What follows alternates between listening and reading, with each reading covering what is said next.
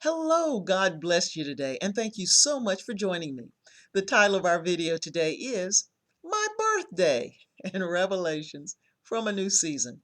Yes, today is August the 28th. It's my birthday. I'm not going into any more specifics than that, but I am going to tell you that I am transitioning into a new season in my life. I've actually had an encounter with God, and I'm going to do a video on that in the future. But today I'm going to talk about some learnings that I am gleaning from God as I'm shifting into a new season. I'll cover two in this video and two in the next video. The first is this. God is dealing with me that He desires that His people become truly spiritual people with spiritual discernment. When we really think about it, folks, a lot of times our walk of faith has been, for the most part, natural. We've been comfortable, things have been predictable, and as well, our natural senses could figure out a lot. Well, I'm letting you know as you move further into the spiritual realm, you're going to find that sometimes it's uncomfortable. It's unpredictable. You don't know quite what's going on sometimes. And as well, your natural senses really can't figure out as well what's happening here. And it's requiring trust as you move further in the Lord. What is God doing? Folks, in this hour, He is bringing the lives of His people into alignment. Often you will find that even within us, we are believing one thing, we're saying something else, and then we're doing a third. God is bringing alignment within us, and then also is bringing us into alignment with Him. Why? Because He's a God that does things decently and in order. When you look at this world, there's so much chaos, things are disordered and in complete disarray. But in the lives of God's people, He is bringing things into alignment and order. Think about our day. We've got pandemics, we've got variants. What are we learning? We are learning that truly our lives are in God's hands. And I love Hebrews 4, verse 13.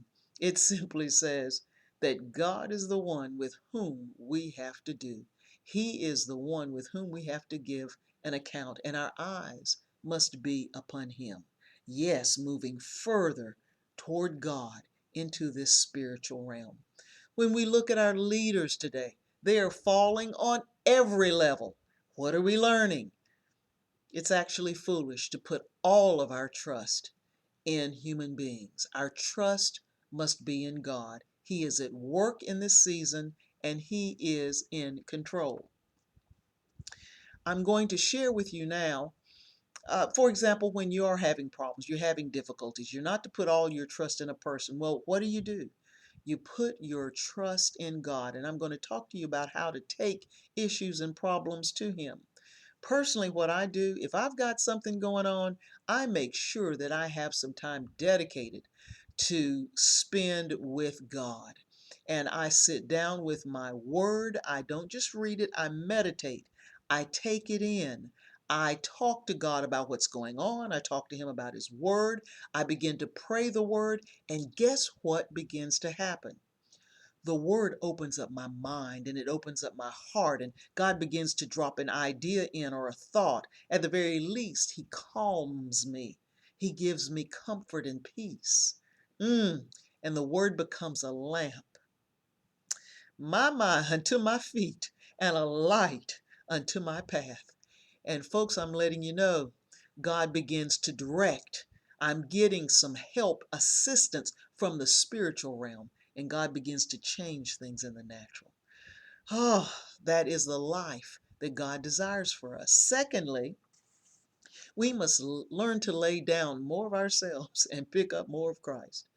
John 3 and 30 tells us that God must increase and we must decrease. And you know what? He's serious about that.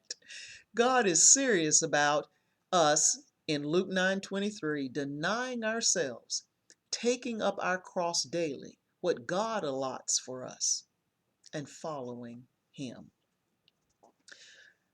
Over time, believers should be able to say, I would normally go this path, but God is leading me this direction and I am going this way. I'm taking up His cross and I'm following Him. That is the life of a person that is moving further in the spirit realm. I'll share with you personally from my life. I've been an individual that has shaped and framed my day with so many agenda items, so many things to get accomplished. And obviously, stress has come along with that. But God has been dealing with me. Iris, take up my cross.